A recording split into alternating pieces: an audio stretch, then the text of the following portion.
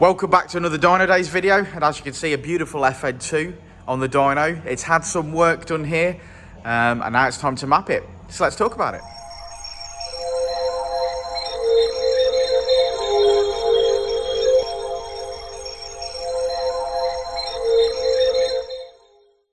Okay, as you can see, it's a supercharged bad boy. It's had some work done here since it turned up. We've actually done an upgrade to the dump valve because they flow better. You've probably seen that in previous videos like Matty Champ White's one. This one has previously been tuned, had some issues, and it was Dynodaze's mandate to rectify some pipework issues on the front mount intercooler, sort of dump valve out, modify the exhaust at the back to make it a true 3-inch. We've also fitted some coilovers, undersealed it, done some rear beam bushes. Now is the fun bit. We'll make some noise, we'll get it tuned up, we'll see what it makes. I think we'll be doing an initial run, but we shall find out when Richard starts to play. So here we go.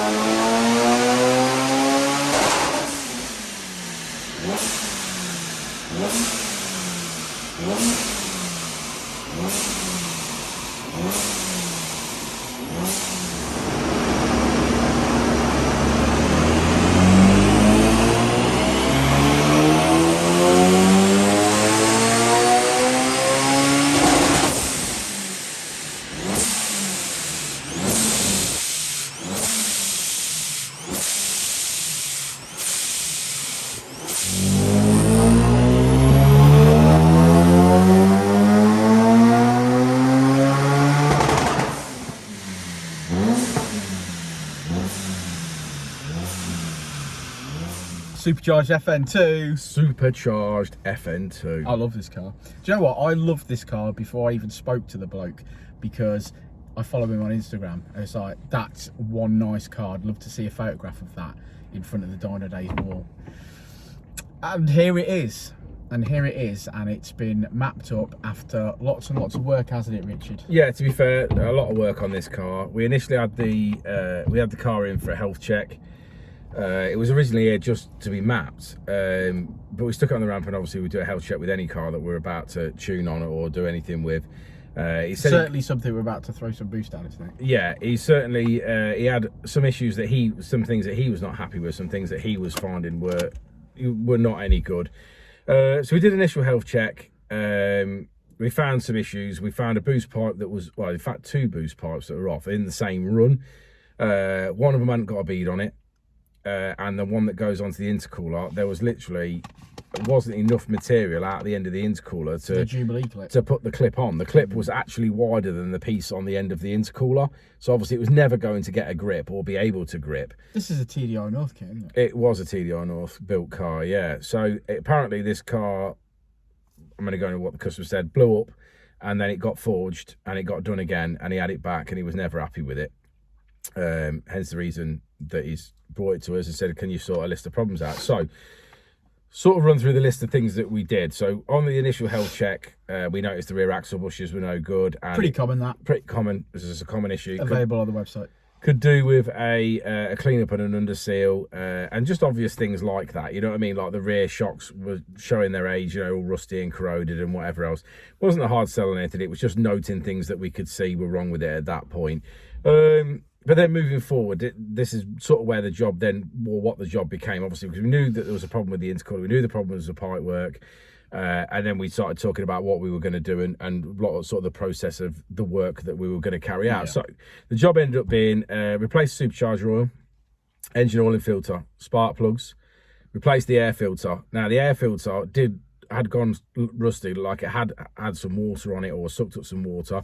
And when we did take the bottom boost hose off, there was some water that came out of that intercooler. So it possibly had sucked a little bit of water up at some point. Not enough to obviously do any damage anywhere down the line, but there was a bit of water in there. So, you know, that sort of backed that up. So we replaced the filter. We did a coolant change on it. We did replace the rear axle bushes for poly bushes because obviously they needed doing. I noted that there was a split pin missing from the near side front lower ball joint, so we've obviously done that. We repaired the boost pipes, so we beaded the pipes that needed beading. I cut the piece off the end of the intercooler and welded on a longer tail so that we'd got something for the silicon to go onto and a clamp to go onto. Then where the pipe was off, where it was going to the intercooler, not the where the silicon was on the intercooler, but going into the silicon that goes onto the intercooler, the angle of that was completely wrong. I mean, I showed Dan that. There's no physical way. I mean, you could have forced it on there, which I think is what has probably happened. Probably happened. It would never stay on there because of the angle and the force that you're having to put on it. Basically, I had to weld a 45 on it. I had to cut 20 degrees on one side of the pipe and a 25 piece and add 2 inches into it to make it comfortable for it to fit. That's how far it was out. So no wonder it was blowing pipes off. Yeah, so obviously we sorted that out and got that done and sorted that out. We noted that it's got the small TTS dump valve on it, the 25mm, which is nowhere near big enough. So we uprated it to the Turbo Smart. What's it called? A race port. A race port, 50mm. If you follow the YouTube channel, it's the same one we put onto Matty. Yeah, same one we put onto Matty. So we did that and welded that on as well. Let's just have a look at the list. He's actually got a list. Let's go through a list. We fitted a set of coilovers. Customer said, obviously, if the rear shocks are obviously showing their age, maybe it's time to go for a set of coilovers. Yellow speed, available on the website. So we fitted those. And we looked at the exhaust. Now, the exhaust was 3-inch, TDR's 3-inch, obviously, as it was at the time.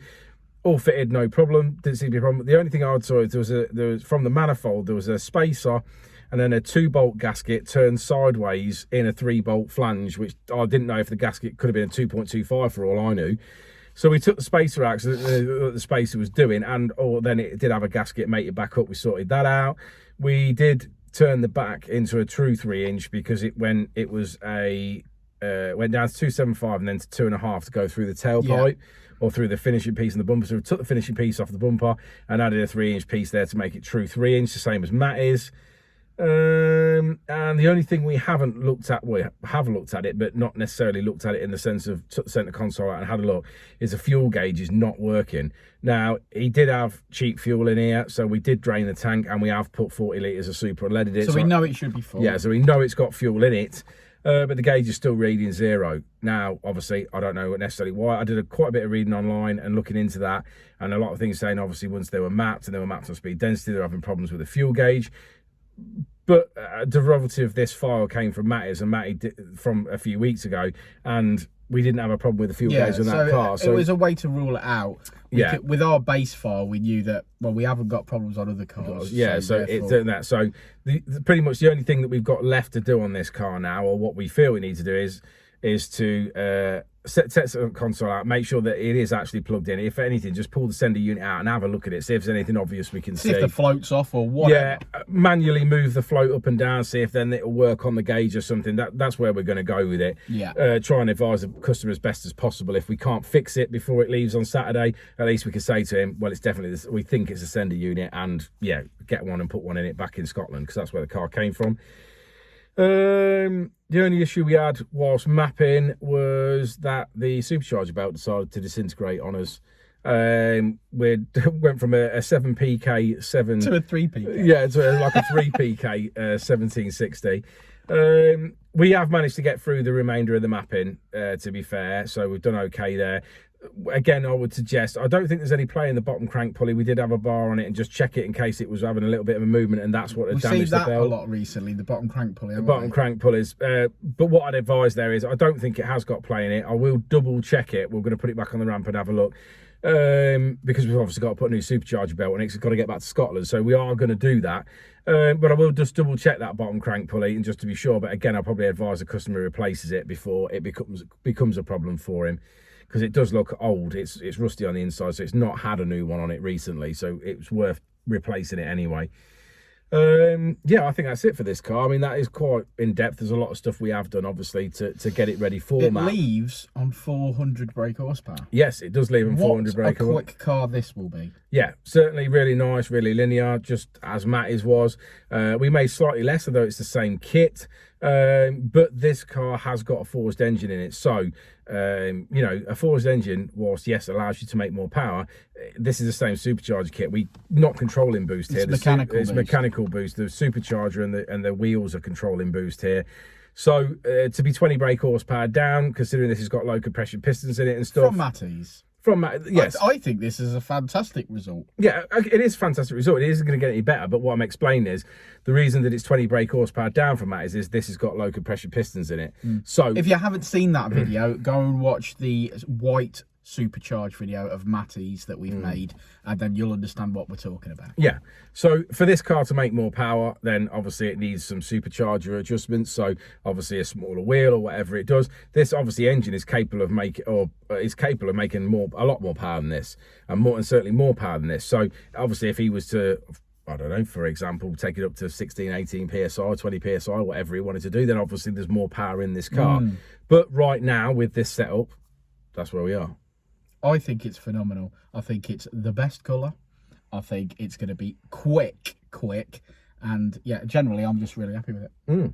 Yeah, overall, I think it's happy. I think the age-old thing is with this car, because of the amount of problems that it had, we never did a run with the previous map on this car. No, and also I think it would be somewhat, you know, like you say, with those problems, it's always best for us to start and see what we're doing. Yeah, start again. Yeah, it's ultimately the best way of doing it. You know your work, then you know where you're starting from and everything.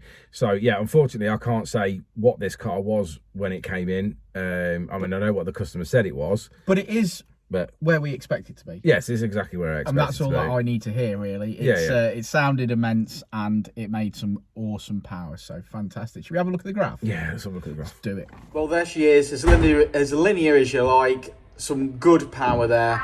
400 brake horsepower, which is equates to 360 at the wheels. Yeah, 400 brake. Look at it. It's like a ski slope. Awesome. Yeah, so there we go. Thanks for sticking around to the end of the video, guys. Like and subscribe and all that jazz. I hope today is the day that we earn your subscription if you aren't already subscribed. And we'll see you on the next one, won't we, Rich? We will indeed. We will indeed. You know, Jono? Yeah, man. Yeah, man. It's a cool car. It is a cool car. Before and I'll say it again. Life moves pretty fast.